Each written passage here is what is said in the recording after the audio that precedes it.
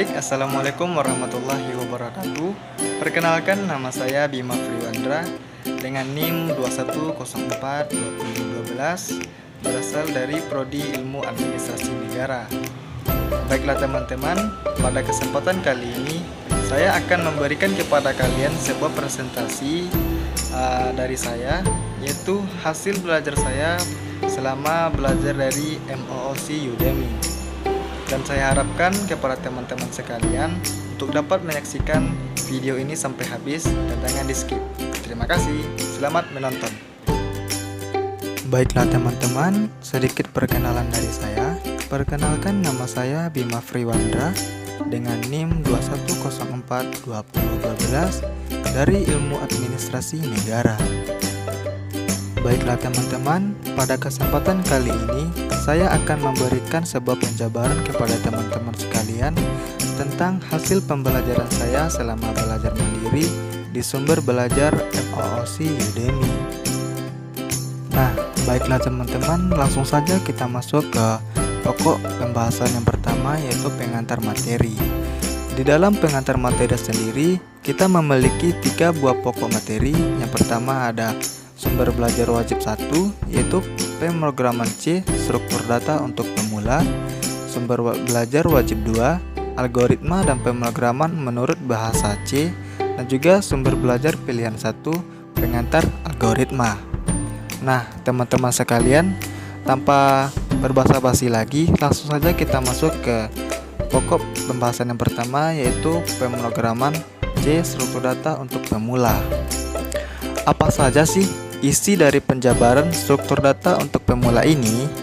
Di dalam struktur data untuk pemula, kita belajar tentang konsep dasar linked list dan juga tipe-tipe dari linked list tersebut. Linked list merupakan suatu struktur data yang berisi kumpulan data elemen yang saling berhubung secara linear, di mana setiap data elemennya itu disebut sebagai node. Setiap node pada linked list itu berisi data dan bisa diisi dengan berbagai macam tipe data. Kemudian, pointer yang berisi address dari node yang terhubung dengannya. Karena adanya pointer yang berisi address ini, maka setiap node pada linked list itu dapat terhubung satu dengan yang lainnya membentuk sebuah rantai. Selanjutnya, linked list itu sendiri memiliki tipe diantaranya, yaitu sebagai berikut. Yang pertama, single linked list dan juga double linked list.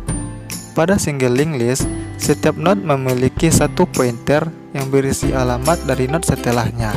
Selanjutnya, pada double linked list, setiap node tidak hanya memiliki pointer yang merujuk ke node setelahnya, tapi juga memiliki pointer yang menurut ke media sebelumnya. Selanjutnya, materi wajib 2, algoritma dan pemrograman menggunakan bahasa pemrograman C. Di antaranya yaitu ada input dan output, operator, selection, repetition, array, struct, dan juga function. Dan kita masuk ke materi pilihan 1, yaitu pengantar pemrograman untuk pemula. Di dalam pengantar pemrograman untuk pemula ini, kita akan belajar mengenai pengantar algoritma. Algoritma adalah prosedur untuk memecahkan suatu masalah dalam hal tindakan untuk dieksekusi dan memesan di mana tindakan itu harus dilakukan. Dalam domain pemrograman, algoritma didefinisikan sebagai metode yang terdiri dari langkah-langkah terstruktur dalam pemecahan masalah dengan menggunakan komputer.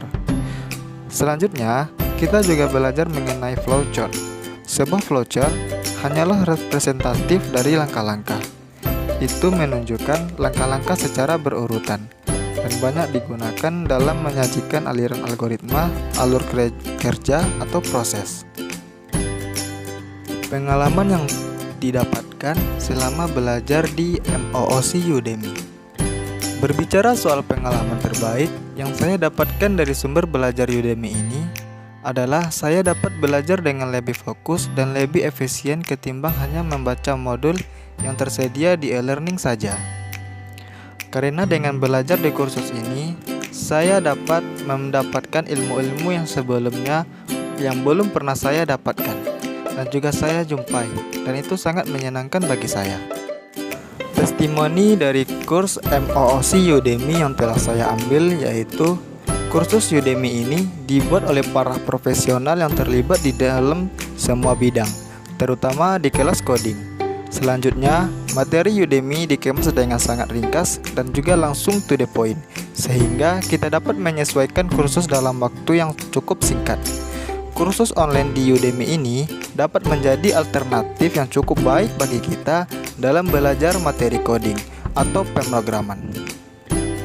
Harapan dan saran saya selama belajar di MOOC Udemy ini, yang pertama yaitu semoga ilmu yang saya dapatkan selama belajar coding dan dalam perkuliahan lainnya dapat diamalkan sebaik mungkin. Selanjutnya, semoga para mahasiswa yang hendak belajar coding lebih terpacu lagi semangatnya dalam belajar. Dan yang terakhir yaitu semoga kita para mahasiswa dapat memberikan kontribusi bagi kemajuan negara Indonesia.